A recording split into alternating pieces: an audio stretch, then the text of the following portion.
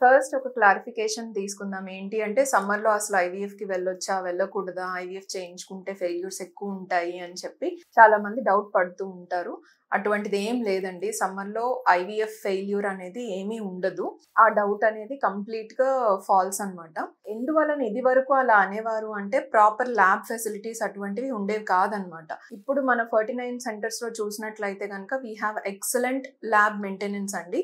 So, మనకి ఎప్పుడు through out the year ఎప్పుడు చేసుకున్నా గానీ పర్వాలేదు. ల్యాబ్ టెంపరేచర్స్ కానీ, పీహెచ్ కానీ లేదు అనంటే మాయిశ్చర్ అంత ల్యాబ్‌లో ఏదేదైతే నీడ్ ఉంటుందో అదంతా మనం పర్ఫెక్ట్‌గా మెయింటైన్ చేయడం అన్నది జరుగుతుంది. At the same time oxygen గానీ, ఆక్సిజన్, కార్బన్ డయాక్సైడ్ ఎంత కావాలి అదంతాను మెయింటైన్ చేయడం అనేది జరుగుతుంది ల్యాబ్‌లో. సో, ఐవీఎఫ్ అనేది సమ్మర్‌లో తక్కువుంటుంది. సక్సెస్ అనేది అసలు లేదండి. సో, ఆ డౌట్ అనేది మరి వద్దు. ఇప్పుడు మనము డిస్కస్ చేసే టాపిక్ ఏంటి అనంటే ఐవీఎఫ్ ఫెయిల్యూర్. హలో అండి. నేను doctor Soumya, consultant 49 fertility centre Rajahmundry branch అండి.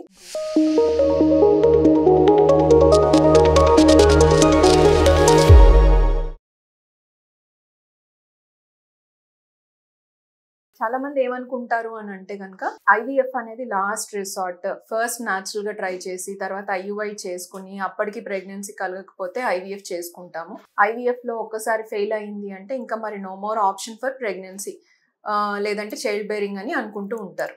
ఐవీఎఫ్ అనేది లాస్ట్ రిసార్ట్. అంటే దానిలో ఫెయిల్ అయితే మళ్ళీ నెక్స్ట్ ఆప్షన్ ఉండదు అనైతే కాదండి. ఒక ఐవీఎఫ్ సైకిల్‌లో సక్సెస్ రేట్ అన్నది ఎంత బెస్ట్ సెంటర్‌లోనైనా, ఎంత బెస్ట్ ల్యాబ్‌లోనైనా గానీ 60% వరకే ఉంటుంది. 100% అన్నది కాదు. దాని అర్థం ఏంటి అంటే ఆ సెట్ ఆఫ్ మీరు ఏ మంత్ అయితే చేసుకున్నారో ఆ సెట్ ఆఫ్ oocytes కానీ, ఆ బ్యాచ్ ఆఫ్ స్పెర్మ్స్ కానీ యూజ్ చేసి మనకి ఎంబ్రియోని తయారు చేయటం అన్నది జరుగుతుంది. ఒకవేళ ఐవీఎఫ్ ఫెయిల్యూర్ అన్నది మళ్ళీ మనం క్లాసిఫై చేస్తాం. ఐవీఎఫ్ ఫెయిల్యూర్ ఎలా అంటే స్టిమ్యులేషన్ చేయించుకున్నారు, లేదంటే ఓవ్యులేషన్ ఇండక్షన్ చేయించుకున్నారు. దానివల్ల ఫాలికల్స్ అనేవి గ్రో అవుతాయి. స్టిమ్యులేషన్ తర్వాత అసలు కంప్లీట్‌గా oocyte రిట్రీవల్ చేసినప్పుడు ఒక్క ఎగ్ కూడాను రిట్రీవ్ చేయలేకపోతున్నాము. లేదు అనంటే oocytes వచ్చాయి. But mature oocytes, M2 oocytes అంటాము. రావట్లేదు అంటే this is one kind of IVF failure. లేదు అసలు క్వాలిటీ oocytes వస్తున్నాయి. క్వాలిటీ పూర్తిగా బాగోట్లేదు. లేదంటే M2s మెచ్యూర్ ఎగ్స్ వస్తున్నాయి. బట్ స్పెర్మ్ వేసిన తర్వాత నో ఎంబ్రియోస్.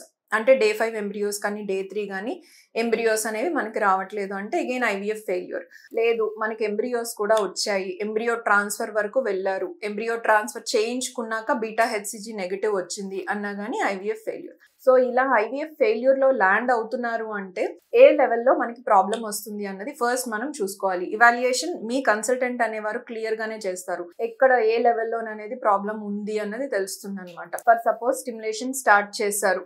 ఇంజెక్షన్స్ అనేవి మీరు తీసుకుంటున్నారు. అయినా కానీ ఫాలికల్ గ్రోత్ రావట్లేదు. ప్రాపర్ సరిగ్గా మీకు స్టిమ్యులేషన్ డే 5కో, డే 4కో రావాల్సిన గ్రోత్ రావట్లేదు అంటే అక్కడే అర్థమైపోతుందన్నమాట. మనం ఎంత డ్రగ్ డోసేజ్ ఇస్తున్నా గానీ ఫాలికల్ గ్రోత్ రావట్లేదు అంటే సమ్ oocyte ప్రాబ్లమ్ ఉంది అని చెప్పి అర్థం. ఓకే. స్టిమ్యులేషన్ అంతా బాగా అయిపోయింది. oocyte ట్రిగర్ ఇంజెక్షన్ మనం ఇచ్చాము. ఇంజెక్షన్ ఇచ్చాక గూడాను మనకి oocytes అనేవి రిట్రీవ్ అవ్వట్లేదు అంటే మనకి ఎంప్టీ ఫాలికల్స్ ఏమైనా ఉన్నాయా అని చెప్పి అర్థం. అక్కడ కూడా oocyte ప్రాబ్లమ్ ఉంది అని తెలుస్తుందన్నమాట. లేదు మనకి ఎగ్స్ వచ్చేసాయి. తర్వాత స్పెర్మ్ వేసిన తర్వాత ఎంబ్రియో రావట్లేదు అంటే అగైన్ ప్రాబ్లమ్ స్పెర్మ్‌లో ఉండి ఉండొచ్చు. స్పెర్మ్ డీఎన్ఏలో ప్రాబ్లమ్ ఉండొచ్చు. అటువంటప్పుడు ఏంటంటే స్పెర్మ్ డీఎఫ్ఐ అంటాము. డీఎన్ఏ ఫ్రాగ్మెంటేషన్ ఇండెక్స్ ఆ ఇన్వెస్టిగేషన్ చేస్తాము. లేదంటే స్పెర్మ్ సెలక్షన్ టెక్నిక్స్ ఏవేవైతే మన దగ్గర ఉన్నాయో మనకి 49లో టీసా ఫెసిలిటీ అనేది ప్రొవైడ్ చేస్తున్నాము. At the same time microfluidics అని ఏజ్ ఫ్యాక్టర్ ఎక్కువ ఉన్న వాళ్ళలో కూడాను స్పెర్మ్ సెలక్షన్ అనేది మైక్రోఫ్లూయిడిక్స్ వాడి చేస్తామన్నమాట. సో, బెస్ట్ స్పెర్మ్ ఏదైతే ఉందో మనం ఇక్సీకి ఆ స్పెర్మ్ యూజ్ చేస్తాం. నెక్స్ట్ ఫర్దర్‌గా మనకి ఎంబ్రియోస్ వచ్చాయి. ఎంబ్రియో ట్రాన్స్‌ఫర్‌కి మనం వెళ్తున్నాము. ఎంబ్రియో ట్రాన్స్‌ఫర్ ప్లాన్ చేసాము. ప్రాసెస్ అంతాను సక్సెస్‌ఫుల్‌గా అయిపోయింది. But still beta HCG negative వచ్చింది. అంటే కూడా ఐవీఎఫ్ ఫెయిల్యూరేనండి. నెక్స్ట్ ఇప్పుడు ఏ లెవెల్‌లో గనక మనం ప్రాబ్లమ్‌లో ల్యాండ్ అయ్యాము అన్నది ఇవాల్యుయేట్ చేసుకున్నట్లయితే నెక్స్ట్ ఇంకొక సైకిల్‌కి కూడా మీరు వెళ్ళొచ్చు. సో, ఒక్కసారి ఐవీఎఫ్ ఫెయిల్ అయ్యింది అంటే దాని అర్థం ఫర్దర్‌గా మీకు ప్రెగ్నెన్సీ రాదు అని కాదు. ఒకవేళ ఏమైనా గనక ఫర్ సపోజ్ మీ ఐవీఎఫ్ ఫెయిల్యూర్‌కి కాజ్ తెలిసినట్లయితే ఇవాల్యుయేషన్‌లో నెక్స్ట్ టైమ్ మళ్ళీ మీరు నెక్స్ట్ సైకిల్‌కి వెళ్ళేటప్పుడు ఆ ఫ్యాక్టర్స్‌ని ఓవర్‌కమ్ చేసే విధంగా ఫర్ సపోజ్ స్టిమ్యులేషన్ లెవెల్‌లో ప్రాబ్లమ్ వచ్చింది అంటే అడ్జువెంట్స్ యాడ్ చేయటం గానీ, హై డోస్ పెట్టుకోవడం గానీ, బెటర్ క్వాలిటీ డ్రగ్స్ యూజ్ చేయడం గానీ, ఇంజెక్షన్స్ ఏవైతే ఉంటాయో లేదంటే ట్రిగ్గర్‌ని మార్చటం గానీ, ఇటువంటివి యాక్టివిటీస్ అన్నీ కూడా మనం చేయొచ్చు. ఎట్ ద సేమ్ టైం ఏమైనా క్వాలిటీ ఇష్యూస్ అంటే ఏంటి, ఏమైనా ఎండోమెట్రియోసిస్ ఉందా, లేదంటే పూర్ ఓవేరియన్ రిజర్వ్ ఉన్న వాళ్ళలో క్వాలిటీ ఇష్యూ ఉండేటప్పుడు ట్రిగర్ టైంని మార్చుకోవటం, ఇటువంటివన్నీ మనం చేయొచ్చు అనమాట. అట్ ద సేమ్ టైం ఇందాక చెప్పిన విధంగా ఎవరిలో స్పర్మ్ సెలెక్షన్ టెక్నిక్స్ అనేవి బెటర్గా యూజ్ చేయాలి, ఎంబ్రియోస్ రావట్లేదు, Day 3 అరెస్టే అయిపోతున్నాయి అంటే ఆ ఏరియాలో నెక్స్ట్ టైం ఐవీఎఫ్కి వెళ్ళేటప్పుడు మనం కరెక్ట్ చేసుకున్నట్లయితే we will land up with good embryos అనమాట. వన్స్ మనకి గుడ్ ఎంబ్రియోస్ వచ్చాయి అంటే 50% of the problem is solved. మనకి ఎంబ్రియో రెడీగా ఉంది అయినా కానీ ఐవీఎఫ్ ఫెయిల్ అవుతుంది అంటే somewhere there is a problem between the embryo and endometrium అనమాట. మనం పెట్టిన ఎంబ్రియోని ఎండోమెట్రియం అనేది యాక్సెప్ట్ చేయట్లేదు అని అర్థం. అటువంటప్పుడు మనం ఏంటి, మనం ప్రిపేర్ చేసిన ఎంబ్రియోస్ పైన ఏమైనా జెనెటిక్ టెస్టింగ్, పీజీటీ అంటాం. పీజీటీ అంటే ప్రీనేటల్ జెనెటిక్ టెస్టింగ్. ఎన్యూప్లాయిడీస్ ఏమైనా ఉన్నాయా, మనం పెట్టే ఎంబ్రియోస్ యూప్లాయిడ్ ఎంబ్రియోసా కాదా, అలా యూప్లాయిడీని మనం చెక్ చేసుకుని ఎంబ్రియోస్ని పెట్టడానికి ఫెసిలిటీ అనేది మనకు ఉంటుంది. ఒకవేళ ఎంబ్రియోస్ యూప్లాయిడ్ ఉండేటప్పుడు స్టిల్ ఎండోమెట్రియం యాక్సెప్ట్ చేయట్లేదు అంటే ఎరా అనే ఇన్వెస్టిగేషన్ కూడా ఉంటుంది. దానిలో ఏంటి అంటే ఎండోమెట్రియం రిసెప్టివిటీ అంటే ఎంబ్రియోని క్యాచ్ చేసి ఇంప్లాంట్ అయ్యే కెపాసిటీ ఎండోమెట్రియంకి ఉందా లేదా, ఆ ఫేజ్ ఆఫ్ ఎండోమెట్రియం అన్నది మనకి కరస్పాండింగ్ గా ఉందా లేదా ఎంబ్రియోతో అన్నది కూడా మనం చెక్ చేసుకుంటాం. ఈ విధంగా ఒక్కసారి ఐవీఎఫ్ ఫెయిల్ అయింది అంటే you need not go in to depression. అదేమి లాస్ట్ రిసార్ట్ అన్నట్టు కాదు, వన్స్ అగైన్ ఐవీఎఫ్ చేసుకోవచ్చు.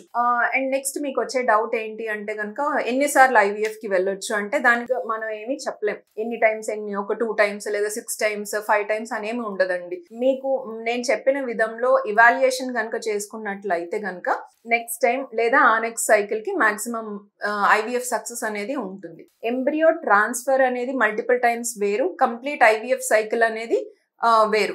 అంటే ఇప్పుడు మీకు వచ్చే ఒక సెట్ ఆఫ్ ఎంబ్రియోస్ తో మల్టిపుల్ టైమ్స్ ఎంబ్రియో ట్రాన్స్ఫర్ కి వెళ్తున్నారు అయినాను ఫెయిల్యూర్ లో ల్యాండ్ అవుతున్నారు అంటే ఒక రకంగా ఇవాల్యుయేషన్ ఉంటుంది. మళ్ళీ స్టిమ్యులేషన్ కి వెళ్ళారు, స్టిల్ మీకు వచ్చే ఎంబ్రియోస్ అలానే ఉన్నాయి అంటే ఈ సో కాల్డ్ ఏదైనా క్వాలిటీ ఇష్యూస్ ఉండి ఉండవచ్చు. అండ్ లాస్ట్ రిసార్ట్ ఎప్పటికీను గ్యామెట్ ఏమైనా మార్చాల్సి ఉంటుందా, డోనార్ ఏమైనా తీసుకోవాల్సి ఉంటుందా, అది కూడాను ఉంటుందండి, depending upon your clinical condition. So IVF fail అయినంత మాత్రాన డిసప్పాయింట్ అవ్వాల్సిన అవసరం లేదు.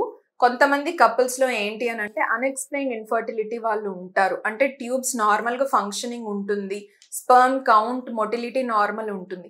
వీళ్ళలో కొన్నిసార్లు ఐవీఎఫ్ ఫెయిల్ అయినా తర్వాత న్యాచురల్ గా కూడా కన్సీవ్ అవుతూ ఉంటారు అనమాట. ఎట్ ద సేమ్ టైం మిగతా కండిషన్స్ ఉంటాయి. ఐవీఎఫ్ ఫెయిల్ అయింది ఇలా న్యాచురల్ గా కూడా వచ్చేస్తుంది అంట కదా ప్రెగ్నెన్సీ అంటే, మీకు ఒకవేళ ట్యూబల్ అబ్స్ట్రక్షన్ ఆర్ బ్లాకేడ్ ఉంది, లేదు అని అంటే స్పర్మ్ పారామీటర్స్ ఉంటాయి. వీళ్ళల్లో IVF is only the resort అండి.